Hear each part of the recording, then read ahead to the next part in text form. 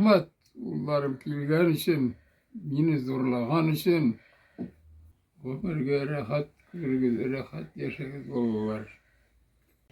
Майский день большой победы. Я желаю мир вам, счастья дому и соседям, близким всем и всем друзьям.